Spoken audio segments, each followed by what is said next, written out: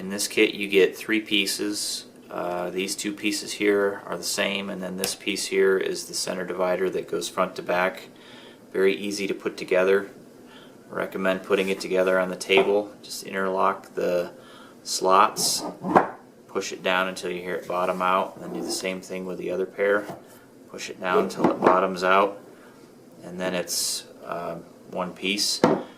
Take it over to the console itself in the car, and when you do this, it's not going to fit because of the undercut that you have here, but if you put it in at kind of an angle and then squeeze the pieces together that go side to side, you'll drop in under the lip of that console, and then once it's in there, just rotate it in position so that you're oriented front to back, and then you'll just, it's a nice tight fit, so you'll just adjust everything, and at that point you're going to have contact with the walls all the way around the console, and you'll be underneath that lip that's in there, and everything is cut to match the interior shape just perfectly. There's no side to side or front to back movement in there, and then once it's in there you can go ahead and put all your stuff back in there.